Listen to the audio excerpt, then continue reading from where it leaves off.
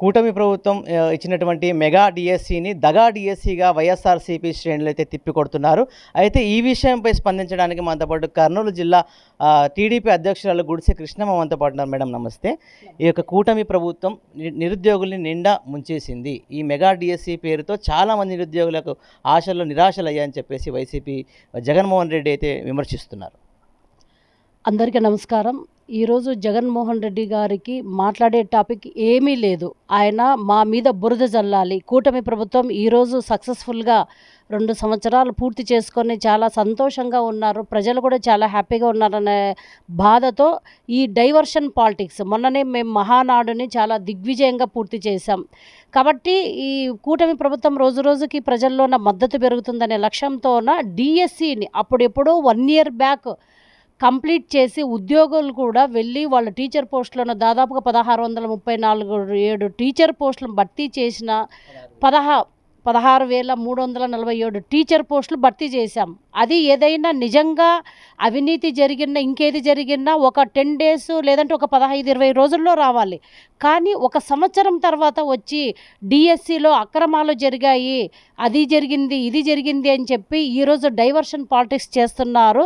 మేము మెగా డిఎస్సిని ఎంత పద్ధతి ప్రకారం నిర్వహించాము, ఎంత నిబద్ధతతో నిర్వహించాము అనేది మాకు తెలుసు, నిరుద్యోగులు తెలుసు. ఈరోజు నిరుద్యోగులను భయభ్రాంతులకు గురి చేసే విధంగా, ఎందుకంటే దాదాపుగా మేము 20 లక్షల ఉద్యోగాలు కల్పనే ధ్యేయంగా మా కూటమి ప్రభుత్వం అధికారంలోకి వచ్చిన తర్వాత ఆ దిశగా మేము ఇప్పటికే రాష్ట్ర వ్యాప్తంగా ఎన్నో పరిశ్రమల్ని తీసుకొస్తున్నాము. ఆ పరిశ్రమల్లో కూడా ఎంతోమంది ఉద్యోగులు ఉన్నారు. దాదాపుగా ఇప్పటికే 5 లక్షల పైచిలకు ఉద్యోగాలు కూడా కల్పించాము.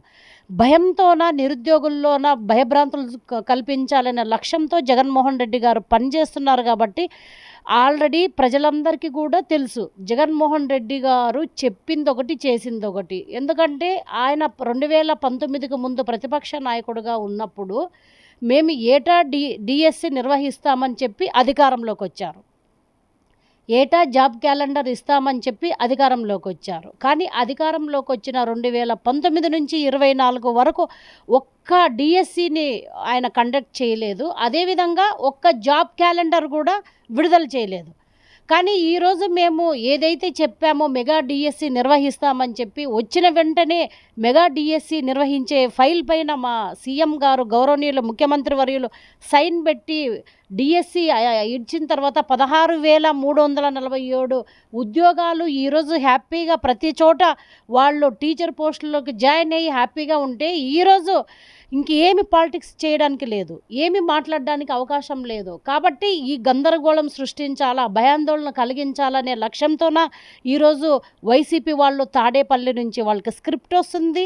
ఇక్కడ ఎమ్మెల్యేలు అయితేనేమి, ఇన్ఛార్జీలు అయితేనేమి, జిల్లా అధ్యక్షులు అయితేనేమి, ఎందుకంటే వాళ్ళకు మార్కులు ఇస్తారంట. ఎంత దౌర్భాగ్యం చూడండి. ఇన్ఛార్జీలకైతేనేమి, ఎమ్మెల్యేలకైతేనేమి, వైసీపీలో ఉన్నటువంటి జిల్లా అధ్యక్షులకైతేనేమి మార్కులు ఇస్తారంట.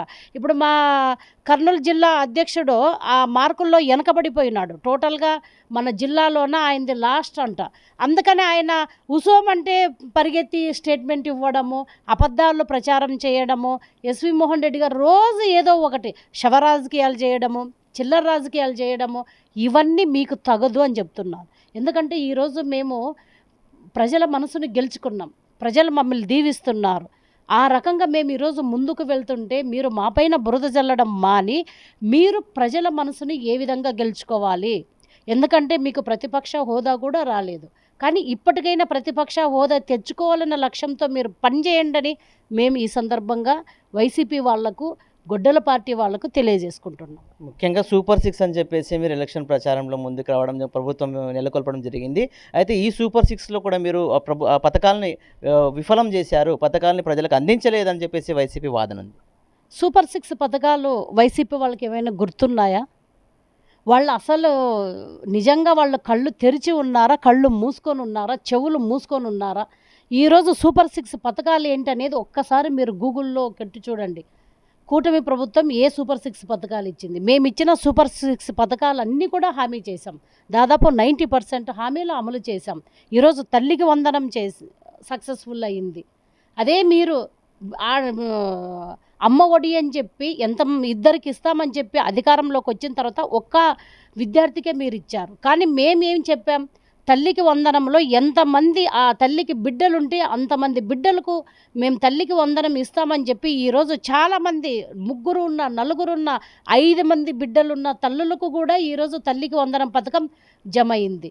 కానీ అదొకటి. అన్నదాత సుఖీభవ మేము చెప్పినట్టు 20,000 ఇచ్చాం. అదేవిధంగా గ్యాస్ సిలిండర్లు 3 సిలిండర్లు ఇచ్చాం. తర్వాత శ్రీశక్తి పథకం కింద ఫ్రీ బస్సు ఇచ్చాం. ఇవన్నీ కూడా సూపర్ 6లో భాగం కాదా?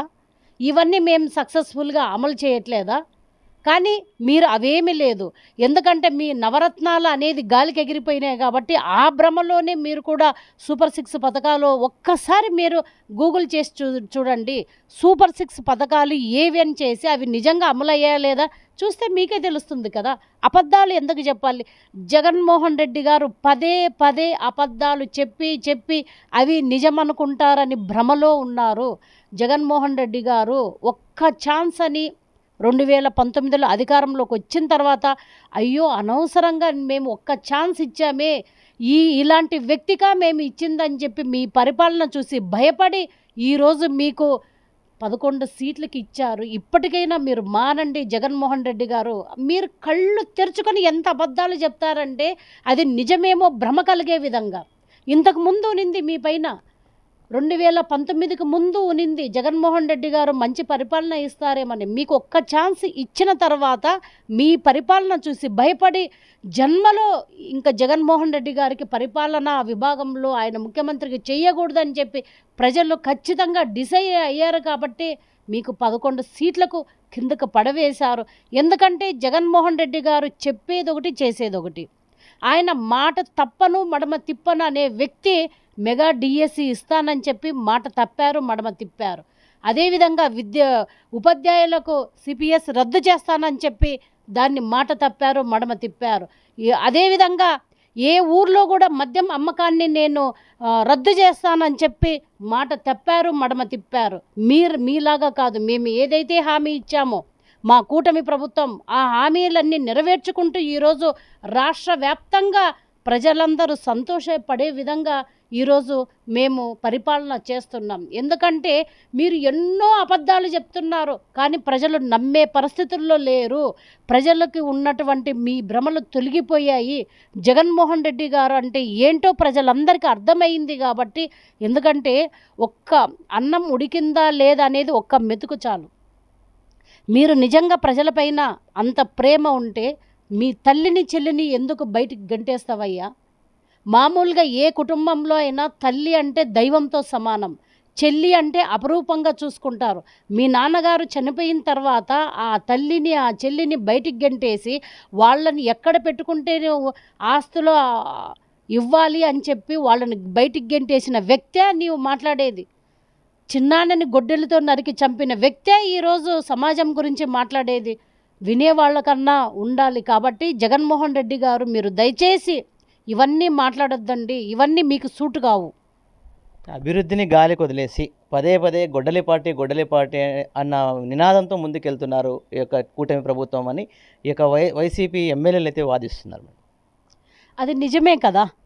ఎందుకు నిజమే అంటామంటే 2019 అధికారంలోకి రాకముందు వాళ్ళ చిన్నాన్న గారిని గొడ్డలితో నరికి చంపారు. తర్వాత అధికారంలోకి వచ్చిన తర్వాత ఎంతమంది తెలుగుదేశం పార్టీ నాయకులను కార్యకర్తలను హింస పెట్టారో, చంపేశారు.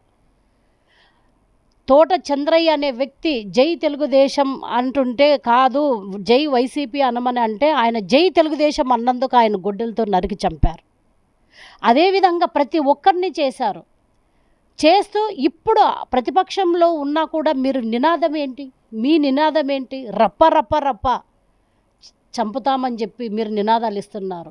2029లో మా అధికారం వస్తే మీ అంత చూస్తామని చెప్పి మీరు నినాదాలు ఇస్తున్నారు. అంటే మీది గొడ్డల పార్టీ కాదా? మీరు చంపే వాళ్ళు కాదా? గొడ్డల పార్టీ అనేది ప్రజలందరికీ అర్థమైంది. ఎందుకంటే ఈరోజు మేమున్నాం.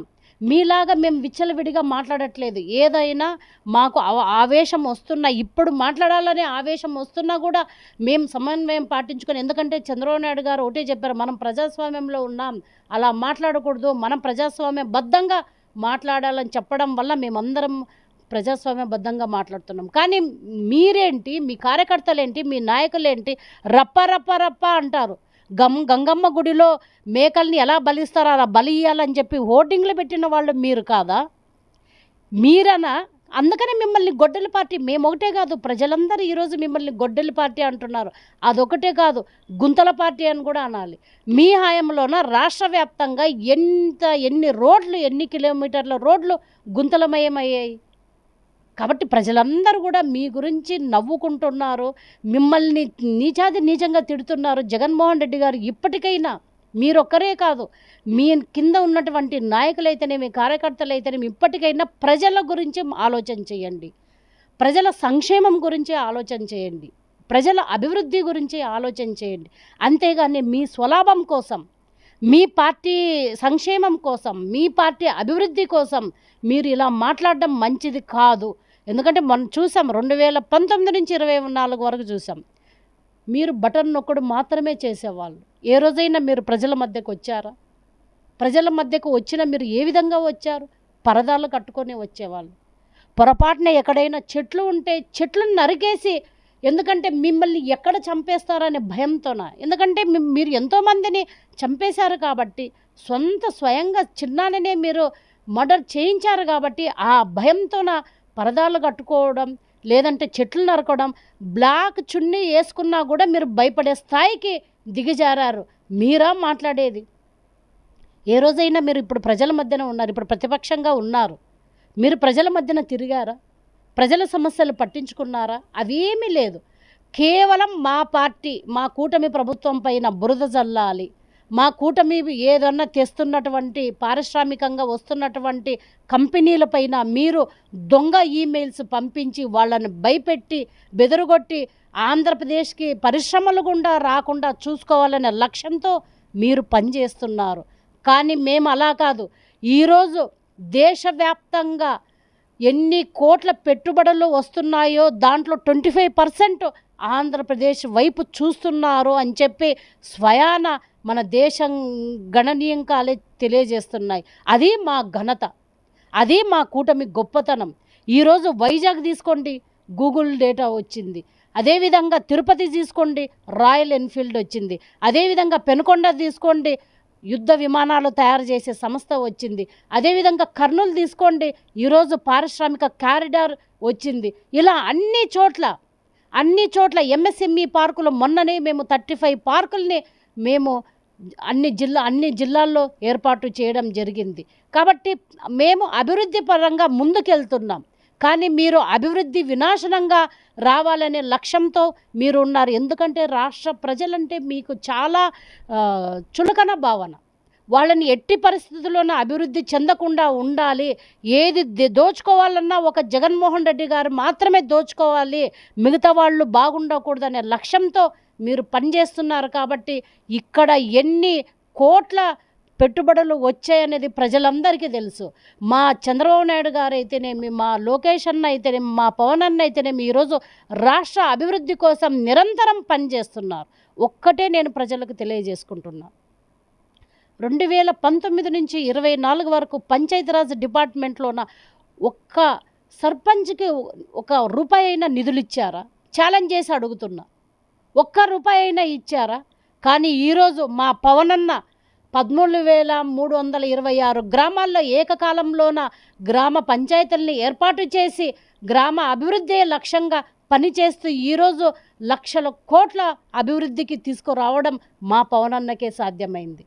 ఈరోజు మా నారా లోకేష్ అన్న పెట్టుబడులను ఆకర్షించడంలోన దేశం యావత్తు ఈరోజు నారా లోకేష్ అన్న వైపు చూస్తుంది. ఈరోజు మాకు బ్రాండ్ ఉంది అంటే కేవలం సిబిఎన్ బ్రాండ్ మీదే మా రాష్ట్రం అభివృద్ధి చెందుతుంది. కాబట్టి చెప్పుకుంటూ పోతే ఒక రోజు కూడా సరిపడదు మేము చేసిన అభివృద్ధి. ఈరోజు మేము ఇవ్వని హామీలు కూడా ఎన్నో నెరవేర్చాం. దాన్ని మచ్చుకొకటి చెప్తున్నాం మీకు, ఆడబిడ్డలకి ఫ్రీ బస్ ఇచ్చామని చెప్పి ఆటో వాళ్ళు ఇబ్బంది పడుతున్నారని చెప్పి ఆటో డ్రైవర్లకి కూడా మేము 15,000 ఇచ్చిన ఘనత మాది. మేము దాన్ని మేనిఫెస్టోలో పెట్టకపోయినా కూడా వాళ్ళ గురించి తెలుసుకొని వాళ్ళకి ఇవ్వాలనే లక్ష్యంతోనే పనిచేసాం. అదేవిధంగా దివ్యాంగులకి ఈరోజు ఫ్రీ బస్సు ఇచ్చాం, వాళ్ళకి ఎన్నో మోటార్ సైకిళ్ళు అందజేయడం జరిగింది. మొన్ననే మన కర్నూలు డిస్టిక్లో దాదాపుగా 70 మోటార్ వెహికల్ వాహనాలని అందించడం జరిగింది. ఇంకా 50-60 కూడా ఇస్తామని చెప్పి కలెక్టర్ గారు చెప్పడం జరిగింది. ఇలా అన్ని రకాల వర్గాల వాళ్ళని, లేడీస్ని అనొద్దు, అన్ని రకాల వర్గాల వాళ్ళని ఈరోజు ఇసుక తీసుకోండి, ఫ్రీ ఇసుక ఇస్తున్నాము. అదేవిధంగా అన్ని రకాలుగా మేము ఈరోజు డెవలప్మెంట్ చేస్తుంటే మీకు మీ బాధ ఎట్లా ఉంది అంటే, వీళ్ళు అన్నీ చేస్తుంటే ఇంకా నాకు ఆ సీఎం అయ్యే అవకాశం వస్తుందా రాదా అనే భయంతో ఈరోజు జగన్మోహన్ రెడ్డి గారు ఫ్రస్ట్రేషన్లో ఈరోజు ఆంధ్రప్రదేశ్ ప్రజలని ఏ విధంగా భ్రష్టు పట్టించాలి అని చెప్పి అక్కడ కూర్చొని మాట్లాడుతూ చేస్తున్నారు. మొన్ననే మేము మహానాడుని డిజిటల్ మహానాడుగా సక్సెస్ సాధించాం. దాన్ని డైవర్ట్ చేయడానికి మీరు ప్రెస్ మీట్ పెట్టి ఏ విధంగా మాట్లాడారనేది ప్రజలందరికీ తెలుసు. అక్కడ తాడేపల్లిలో ఏదైతే స్క్రిప్ట్ వస్తుందో నియోజకవర్గ ఇన్ఛార్జీలు, ఎమ్మెల్యేలు, అదేవిధంగా జిల్లా అధ్యక్షులు ఆ స్క్రిప్ట్ను చదవడమే వాళ్ళ పని. వాళ్ళు కూడా చాలా బాధపడుతున్నారు. అనవసరంగా మేము ప్రజల దృష్టిలో చులకనవుతున్నామని చెప్పి చాలామంది నాయకులు మాతో బాధపడిన సందర్భాలు కూడా ఉన్నాయి. కాబట్టి జగన్మోహన్ రెడ్డి గారు ఇప్పటికైనా మీరు అన్నీ మాని ప్రజల కోసం ఏం చెయ్యాలి అనే లక్ష్యంతో మీరు ముందుకు రండి. మీరు సలహాలు ఇవ్వండి. మేము దమ్మున్న కూటమి ప్రభుత్వం కాబట్టి ప్రతి ఒక్కరి సలహాలు తీసుకుంటామని చెప్పి జగన్మోహన్ రెడ్డి గారికి మేము ఛాలెంజ్ చేస్తున్నాం. Last and final question madam, మీరు ఒక రాయలసీమ వాసిగా, కర్నూలు జిల్లా వాసిగా ఇక్కడి ప్రాంత ప్రజలకు కరువు కాటకాలతో అల్లాడుతున్నారు. ఇక్కడ నీటికి సంబంధించినటువంటి ప్రాజెక్టులు మీరు చంద్రబాబు నాయుడు గారి దృష్టికి ఏ విధంగా తీసుకెళ్తున్నారు? మాకు అదృష్టవశాత్తు నిమ్మల రామానాయుడు గారు ఈ జిల్లాకి ఇన్ఛార్జ్ మినిస్టర్ అవ్వడం వల్ల మేము కూడా అన్ని ఎమ్మెల్యేలు, మినిస్టర్ అండ్ ఇన్ఛార్జీలు అందరం కూడా ఒకటి ప్రతిపాదన తయారు చేసుకొని తొందరలోనే కలుస్తాము. ఎందుకంటే వేదవతి ప్రాజెక్ట్ అయితేనేమి, ఆర్డిఎస్ ప్రాజెక్ట్ అయితేనేమి, అదేవిధంగా గుర్రావేంద్ర గుండ్రేవుల ఇవన్నీ కూడా రావాలనే లక్ష్యంతోన మేము ముందుకెళ్ళాలని చెప్పి మొన్ననే టీజీ భరతన్న వాళ్ళ ఇంట్లో లంచ్ టైంలో మేమందరం కూడా మాట్లాడుకోవడం జరిగింది. తొందరలోనే దాన్ని రూపకల్పన చేసి వెళ్తాము. అదేవిధంగా ఇక్కడ అదొకటే కాదు, వలసలు కూడా చాలా ఉన్నాయి. వలసలు తగ్గించాలి అంటే కొన్ని పరిశ్రమలు రావాలి. దాంట్లో భాగంగానే మొన్న పత్తికొండ, ఆదోని అండ్ ఎంగనూరు ఎంఎస్ఎంఈ పార్కులు కూడా ఏర్పాటు చేయడం జరిగింది. ఎందుకంటే ఎంఎస్ఎంఈ పార్కులు అంటే ప్రతి ఇంట్లో ఒక పారిశ్రామికవేత్తను తయారు చేయడమే లక్ష్యంగా ఈ ఎంఎస్ఎంఈ పార్కులను ఏర్పాటు చేయడం. తొందరలోనే మిగతా నియోజకవర్గాలకు కూడా వస్తాయి. దాంతోపాటు ఇక్కడ ఎడ్యుకేషన్ చాలా వెనుకబడి ఉంది. 57% మన కర్నూలు జిల్లా ఉంది కాబట్టి ఎడ్యుకేషన్ కూడా పెంచాలి అనే లక్ష్యంతోన మేము మాట్లాడడం జరిగింది. ఎందుకంటే వలసలు వెళ్ళేటప్పుడు ఎస్పెషలీ అమ్మాయిలను తల్లిదండ్రులు వాళ్ళతో పాటు తీసుకెళ్తున్నారు. అవి లేకుండా చేయాలంటే ఇక్కడ ఖచ్చితంగా మనకు హాస్టల్ సంఖ్య పెంచాలి. అదేవిధంగా ఇంకా కొన్ని స్కూల్స్ కూడా రావాలనే లక్ష్యంతోన మేము మొన్న అన్ని డిస్కషన్ చేయడం జరిగింది. కలెక్టర్ గారితో కూడా మాట్లాడడం జరిగింది. మొన్న వచ్చినటువంటి నిమ్మల రామనాయుడు గారు అయితే మిగతా మినిస్టర్లకు కూడా ఇవి అందజేయడం జరిగింది. కాబట్టి తొందరలోనే ఇంకా కొన్ని హాస్టల్స్ సీట్లు వస్తాయి. ఎందుకంటే ఈరోజు కర్నూలు పశ్చిమ ప్రాంతంలో ఎక్కువగా బీసీలు, ఎస్సీలు ఉన్నారు.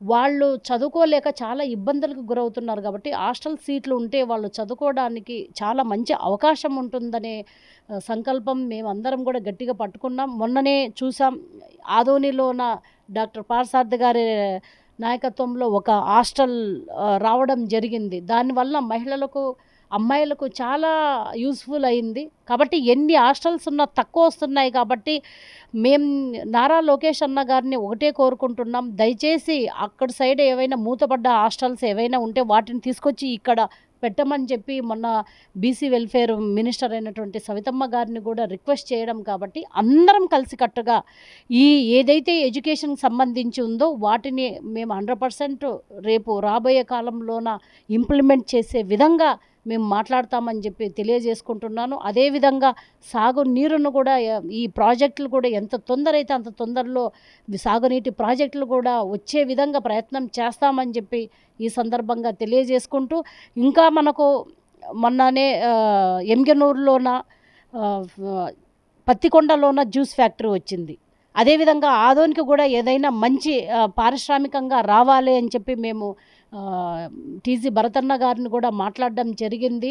అదేవిధంగా ఎంగెనూరులో టెక్స్టైల్ పార్కు ఒకటి ఏర్పాటు చేయడం జరిగింది. కాబట్టి ఇవన్నీ చూసుకుంటే ప్రతి నియోజకవర్గానికి ఏదో ఒక పారిశ్రామికంగా ఒకటి కంపెనీ వస్తే బాగుంటుంది. ఎందుకంటే కియా కంపెనీ వచ్చింది, అనంతపురం ఎంత డెవలప్మెంట్ అయ్యింది.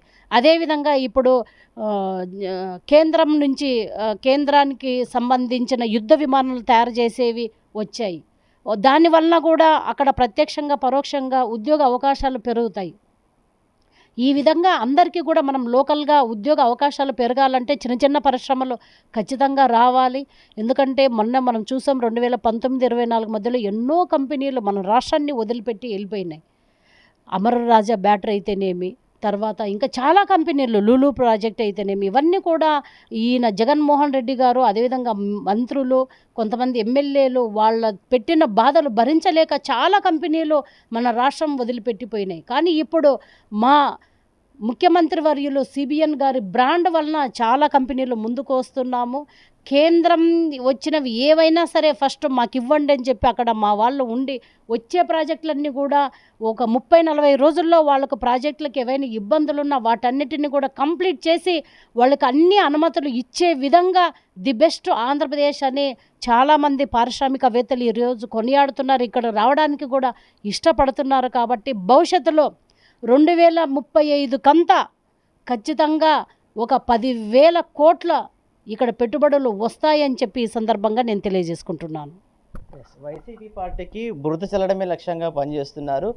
అభివృద్ధిని తట్టుకోలేక ఈ యొక్క కూటమి ప్రభుత్వం చేస్తున్నటువంటి అభివృద్ధిని తట్టుకోలేక చంద్రబాబు నాయుడు గారి పైన విమర్శలకు పర్వం గుప్పిస్తున్నారని చెప్పేసి మనకు తెలుగుదేశం పార్టీ కర్నూలు జిల్లా అధ్యక్షురాలు శ్రీమతి గుడిసె కృష్ణమ్మ తెలియజేశారు. Camera person Lakshmikant, Rajaranga, CR news.